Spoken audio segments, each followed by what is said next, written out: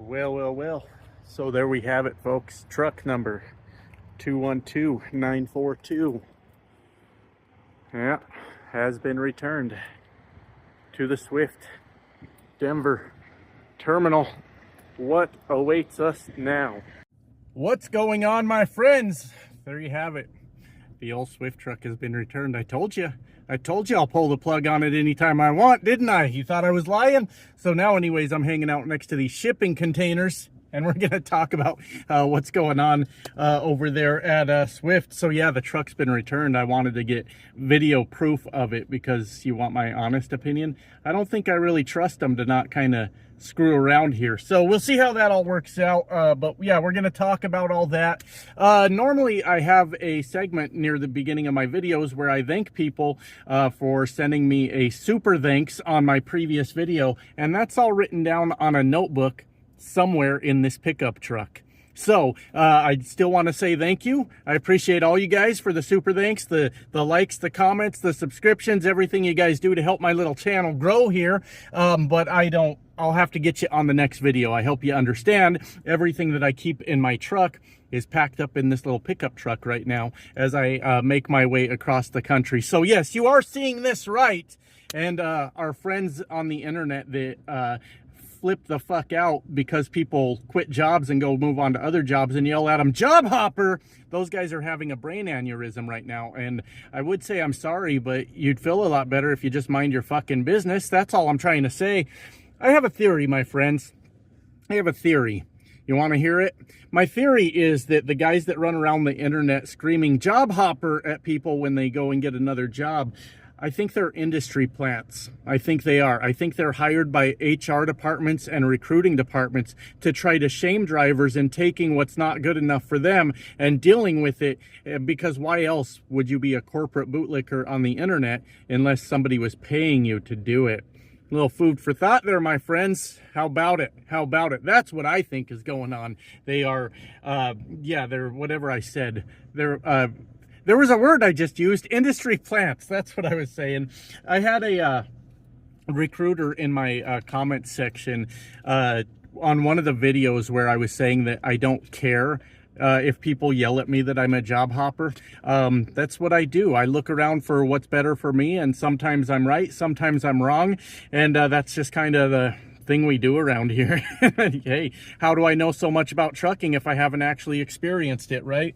But anyways, I was saying in that video that I don't care about all that. I don't have to justify myself to a bunch of knuckleheads on the internet about where I work, right? And why I choose to do different things. You know, one of those videos, I'm like a broken fucking record around here, basically. But he said, "Josh, but if you don't care about what other drivers think, don't you at least care what recruiters think and what, you know, he said recruiters and something else, but I don't remember what else." And the fact of the matter is, no, that guy's getting a little big for his britches, I think, over there. He's like, "I'm a recruiter and I'm standing between you and a job." Look, I don't want to devalue the work that recruiters do. They probably do some things that I don't understand, but let's face it, recruiters are not in charge of hiring for trucking companies. Do you know who is? I'll tell you who is. I don't mind telling you. Insurance companies. That's who's in charge. When they look at your driving record, things like that, and decide if they can hire you or not. Now, there might be other things on there that a recruiter might stand in the way of, but for the most part, it's going to be the insurance companies. Are you out there wrecking trucks? You getting tickets? You getting DUIs? You doing anything like that? Could fail a drug test, but that's not really the recruiter preventing you from getting hired. That's a government mandate. So recruiter didn't do anything there either. I don't know. What's the recruiter really doing here? Look, I'm not trying to bust the recruiter's balls, but we know that you don't make the final decisions when it comes to hiring drivers. We understand that, all right?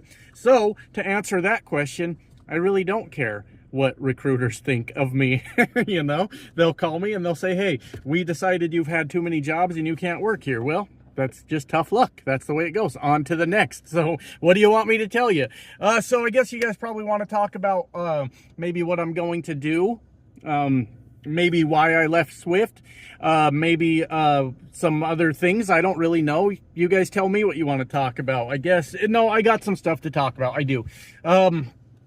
Oh, where do we want to start? So I am going off to another company to do a lease. I'll talk to you guys a little bit about that here in a little bit. And I've actually been looking at this company for a few years, and I figured why not pull the trigger on it and see what's going on.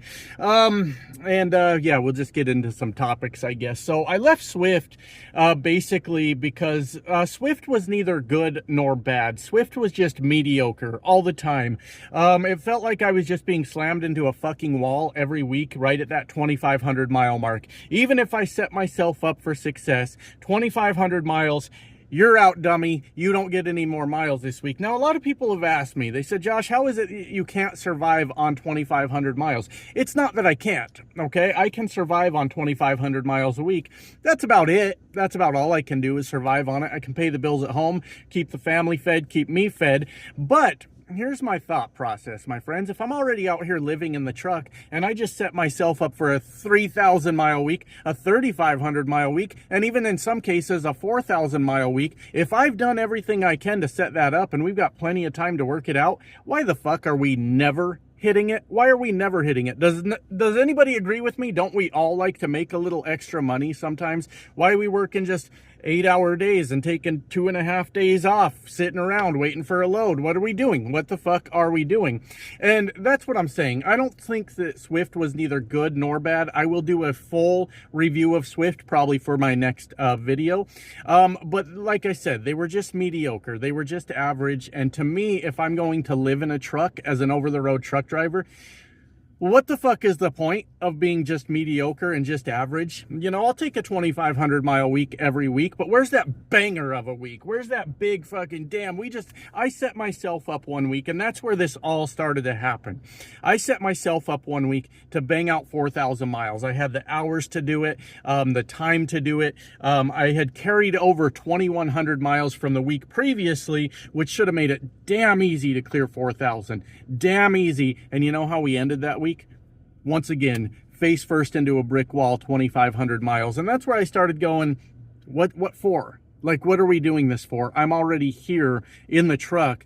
Why are we constantly running into 2,500 miles a week? And that trend went on for 6 weeks. And I said, okay, if at 6 weeks we can't figure it out, time to pull the plug, time to move on. And yeah, like I said earlier, I don't care if anybody feels any different about that, or they're mad because I quit a job yet again.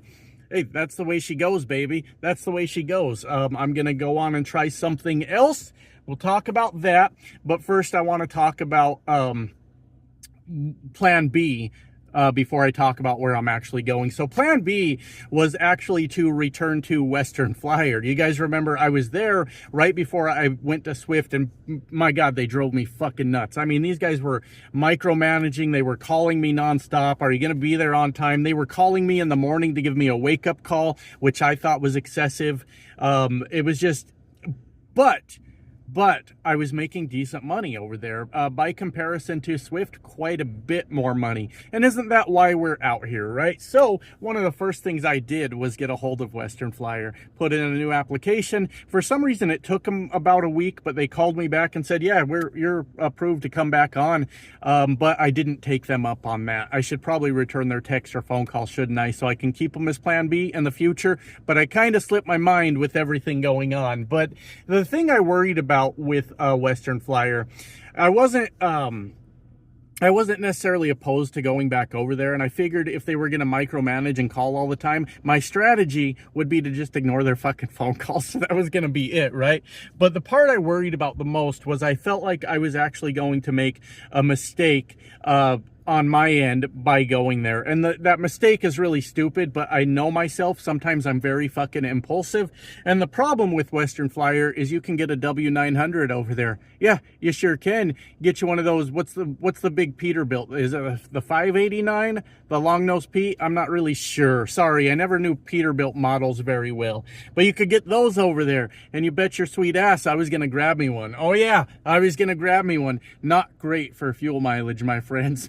Not great for a lot of things, if I'm being honest with you. Getting into some tight docks, not great for that either. Great for looking really fucking good. Great for maximizing your profit. Nope, not at all. And that was sort of a concern of mine. I had talked to my wife about it. I said, I'm going to go over there to Western Flyer again, and you know my stupid ass is gonna get me a W900. You know I'm going to. My wife was like, hey, you know what, do whatever you want to do, you know. But I was explaining to her that it's just not as great for the fuel mileage, and fuel is such a huge expense. And I said, if they put one in front of me, I'm gonna make a poor decision. And I'm gonna grab one of those. So I kept them instead as plan B. And they did approve me to come back, but I chose to go a different way with that. And we'll talk a little bit about where I'm going now. I'm not going to give out the company. It's not that I worry about people necessarily finding out where I work. Here's what you guys need to know. This guy Trucks has a lot of haters, right? So if I were to say on day one walking in, there would be people on the phone with their safety department going, you know what this guy does on the road? Which they do know what I do on the road because they've pulled all my records. I'm pretty sure they have an outward facing camera, so they'll be able to know what I do on the road. They'll be tracking everything the truck does, you know, speed limits and all that stuff. So they do know what I do, but it's not a good look just coming into a brand new company. And some internet knuckleheads are already calling. So I'm not putting it out right now. But that's not to say that I won't in the future. But I want to get in and sort of get myself established first. And maybe see if they even know about my YouTube channel. Like, see if I can pick up any hints from them that they might know what's going on. Because they are considerably smaller than Swift. A very, very small company when compared to Swift. So we'll just have to kind of see how it all plays out. And what I'm looking at, though, this is a lease that I've actually been looking at for about 3 years, and I just haven't got around to checking it out and seeing what it's like. You guys know that's part of what I do here on YouTube, right? Let's go see what it's like, and then we can kind of put that out to, you know, to people that are trying to navigate this industry. I'll put out the good, the bad, I'll put out whatever I need to about that, and then you can look it up, and then you can decide what you like from what I said and what you don't like, and then make better decisions on what trucking companies to pick out there. So yeah, in the future we'll probably put it out, but I want to give myself at least a month, get in there and let them kind of see what I'm about before we go putting out the company name, because they are considerably smaller, and that will be at my discretion if I decide to put out the company name or not. But I've been looking at them for quite a few years. Like I said, I was just never in the right position to pull the plug on this one, or pull the trigger, rather. We just pulled the plug on old Swift over there. You want to know how I did it? I bet some of you guys are curious. All right, here's what I did. They don't pay till Saturday, right? And I was going into town Friday. I had a load to drop at their Denver terminal, and I dropped that off Friday evening. I went home Friday. I got up Saturday. By Friday, we had everything sorted out with the new company, so I kind of relaxed a little bit, right? And I hung out till Saturday, waited till I got paid, because I don't know that I trusted Swift to not pay me had I given them a heads up. That's how this shit works. I know that it's maybe not necessarily legal, but when you're not on my part, but on the company's part, but when you're an owner operator or lease operator, don't expect your last check, guys. This is the reality of it. They're going to find anything and everything they can to write up to make sure they don't pay you any money, and they're going to be able to point back to your contract and say, these are the things that we can take money for. So I didn't tell them. I made sure I got paid first, right? Then Saturday, I went back up to the truck and cleared out a few things. Got a few things cleared out of the truck, maybe about half my stuff. Took it home, and then spent the rest of the day kind of cleaning clothes and organizing stuff and, you know, shit like that. Sunday morning, got up and... well, I didn't have to pick up this rental till Sunday night, so you get the point. I probably stayed up way too late Saturday night, and then Sunday I got up, went up and finished cleaning out my truck. Then I took all my junk home, had my wife drive me back to the truck stop, where I took my truck to Swift's Denver terminal, and then Ubered over to pick up my rental car. And that's how we did all that, in case anyone was curious. So anyways, new company. I have high hopes for them. I really do. Like I said, I've been looking at them for a few years. We are going back to a percentage lease, which I haven't done percentage for a few years now. It's been a few years since I've done percentage lease. Now, I have had bad luck with percentage leases, but I thought, let's have a look at this. I've only done percentage leases out of West Coast companies. Out in Salt Lake, out in Idaho, things like that. Places where there's a ton of miles between loads. Well, when you're percentage, deadhead's a real fucking killer now, isn't it? Now, if you're paid by the mile, kind of helps out a little bit. But when you're paid percentage, deadhead's a real pain in the ass. So I had a lot of bad luck with those companies. This company I'm going to now, generally for the most part runs the middle of the country. They go as far west as Colorado. That's the cutoff. And they do a little bit of East Coast, a little bit, but not too bad. And for the most part, you stick around the middle of the country. Here's why I think this is actually a good idea. They have, let me try to put it all together in things that make sense. They have Cascadias. You guys know that I find Cascadias to be very boring trucks, but I guess I'm going to have to get my thrills somewhere else, right? They have Cascadias, which are very fuel efficient, and they are all equipped with APUs, which helps the fuel efficiency more. You're running around the middle of the country, which is mostly flatland, which helps the fuel efficiency more. And check this out, my friends. Check this out. I asked them specifically about their fuel discounts. I'm learning as I go, my friends. I grow and I learn. And that's a question I forgot to ask a lot of companies over my time in leasing. And they told me that their biggest discounts come from Pilot Flying J between 60 and 84 cents per gallon. And my jaw about hit the floor. Now, I'm not saying it's the best discount in the world. You guys have probably seen better discounts in there. But between 60 and 84 cents per gallon, Pilot Flying J's, mixed with the fuel-efficient Cascadia equipped with an APU, running a dry van freight around the middle of the country.